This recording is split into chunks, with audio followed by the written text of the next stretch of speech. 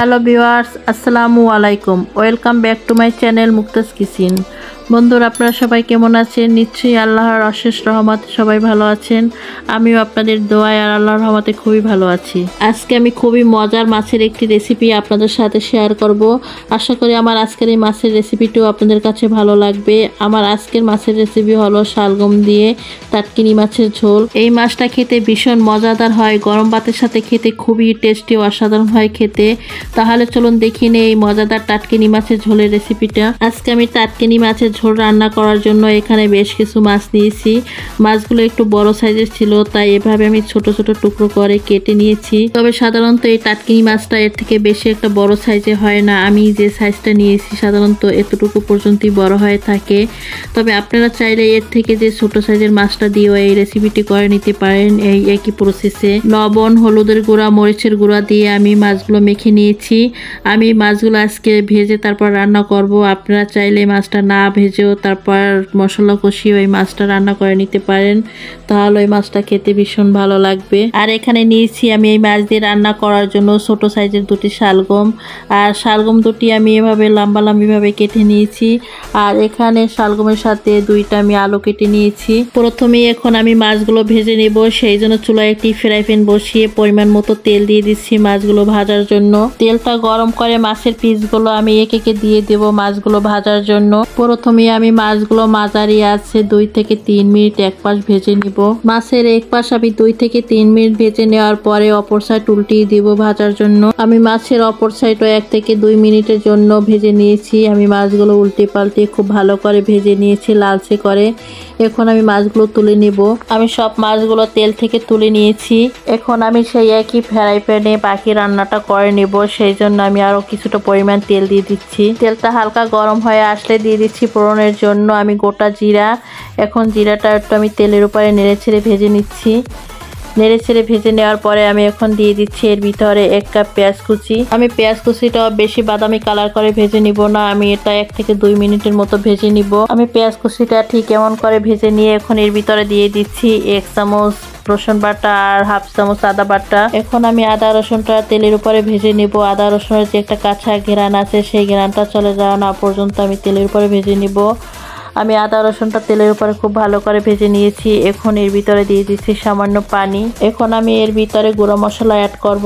গুঁড়ো মশলাটা দিলে যাতে পুড়ে না যায় সেই জন্য আমি পানিটা দিচ্ছি। এখানে আছে 1 চামচ মরিচের গুঁড়া, 1/2 চামচ হলুদের গুঁড়া, 1/2 চামচ জিরার গুঁড়া, 1/2 চামচ ধনিয়ার গুঁড়া আর স্বাদ মতো লবণ।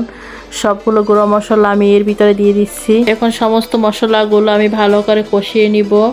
মশলাটা যখন কষানোর পরে দেখবেন মশলা থেকে তেলটা আলাদা হয়ে গেছে, তখন বুঝতে হবে মশলাটা খুব ভালো করে কষানো হয়ে গেছে। আমি মশলাটা খুব ভালো করে কষিয়ে নিয়েছি। মশলাটা খুব ভালো করে কষিয়ে নিয়ে এখন এর ভিতরে দিয়ে দিচ্ছি আগ থেকে কেটে রাখা শালগম আর আলু। শালগম আর আলুটা আমি মশলার ভিতরে দিয়ে খুব ভালো করে নেড়ে ছেড়ে মিশিয়ে নিচ্ছি। শালগম আর আলুটা আমি মশলার সাথে ভালো করে মিশিয়ে নিয়ে এখন এটা আমি ঢাকনা দিয়ে তারপর কষিয়ে নিব।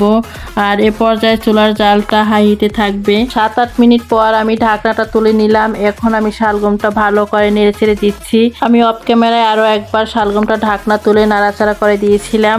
আর এ পর্যায়ে আমার শালগমটা খুব ভালো করে কষানো হয়ে গেছে। এখন আমি এতে পানি অ্যাড করব ঝোলের জন্য। আমি এই তরকারিতে যতটুকু পরিমাণ ঝোল রাখবো সেই পরিমাণ অনুযায়ী আমি ঝোলের পানি অ্যাড করেছি। আর আপনারা আপনাদের তরকারিতে যতটুকু পরিমাণ ঝোল রাখবেন সেই পরিমাণ করে পানি দিয়ে নেবেন। এখন আমি ভালো করে নেড়ে ছেড়ে এটা ঢাকনা দিয়ে ঢেকে দিচ্ছি। এখন আমি ঢাকনা দিয়ে ঢেকে অপেক্ষা করব ঝোলে বলক আসা না পর্যন্ত। কিছুক্ষণ পর আমি ঢাকনাটা তুলে নিয়েছি আর ঝোলটা খুব ভালোভাবে বলক ফুটে উঠছে। এখন আমি তরকারিটা ভালোভাবে একটু নেড়ে চেড়ে দিচ্ছি। আমি শালগম আর আলুটা খুব ভালো করে নাড়াচাড়া করে দিয়ে এখন একটা একটা করে মাছের টুকরোগুলো এর ভিতরে দিয়ে দিচ্ছি। সব মাছগুলো আমি একটা একটা করে দিয়ে দিয়েছি। এখন আমি উপর থেকে একটু নাড়াচাড়া করে সমান করে দিয়ে দিচ্ছি। আমি এটা নাড়াচাড়া করে সমান করে দিয়ে এখন এটা আমি 10 থেকে 15 মিনিটের জন্য রান্না করে নেব ঢাকনা দিয়ে ঢেকে। 15 মিনিট পর আমি ঢাকনাটা তুলে নিচ্ছি। ঢাকনাটা তুলে নিয়ে এখন আমি মাছগুলো উপর থেকে উল্টিয়ে দেব। সব মাছগুলো উপর থেকে আমি একটা একটা করে উল্টিয়ে দিয়ে এখন এভাবেই আমি আরো 2 থেকে 3 মিনিট রান্না করে নেব। আমি আরো 2 থেকে 3 মিনিট রান্না করার পর উপর থেকে কিছু ফালি করে কাঁচামরিচ দিয়ে দিচ্ছি। আর দিয়ে দিচ্ছি উপর থেকে কিছু ধনিয়া পাতা আর কাঁচামরিচটা দিয়ে আমি আরো 2 মিনিট ঢাকনা দিয়ে ঢেকে তারপর রান্না করে নিব একদম লো আছে। 2 মিনিট পর আমি ঢাকনাটা তুলে নিয়েছি আর এ পর্যায়ে আমার রান্নাটা শেষের দিকে। বাস তৈরি হয়ে গেল আমার শালগম আলু দিয়ে টাটকিনি মাছের ঝোল। খুব সহজভাবে সহজ রেসিপিতে অল্প সময়ের ভিতরে এই রান্নাটা করে নেওয়া যায়। আর এটা এখন আমি চুলা থেকে উঠিয়ে তারপর আপনাদেরকে গরম গরম পরিবেশন করে দেখাচ্ছি। শালগম আলু দিয়ে এই টাটকিনি মাছের ঝোলটা গরম ভাতের সাথে খেতে খুবই মজার ও টেস্টি হয়ে থাকে। আপনারা একবার হলেও এভাবে শালগম আলু দিয়ে টাটকিনি মাছের ঝোলটা একবার হলেও ট্রাই করে দেখবেন, এটা খেতে খুবই মজার হয়ে থাকে। তো আশা করি বন্ধুরা আমার আজকের এই টাটকিনি মাছের ঝোল রেসিপিটা আপনাদের কাছে ভালো লেগেছে। যদি আমার আজকের এই রেসিপিটি আপনাদের কাছে কোনো অংশে ভালো লেগে থাকে তাহলে অবশ্যই লাইক কমেন্ট শেয়ার করে দিবেন। আর আমার চ্যানেলটি যদি সাবস্ক্রাইব করে না থাকেন আমার চ্যানেলটি সাবস্ক্রাইব করে আমার পাশেই থেকে যাবেন। পাশে থাকা বেল আইকনটি অন করে রাখবেন যাতে আমি এরকমের নিত্য নতুন সহজ ও সুন্দর রেসিপি আপলোড দেওয়ার সাথে সাথে ভিডিওটি দেখার জন্য আপনাদের কাছে নোটিফিকেশন চলে যায়। আজকে পর্যন্তই, সবাই ভালো থাকবেন, সুস্থ থাকবেন, সবাই সবার জন্য দোয়া করবেন। আল্লাহ হাফেজ।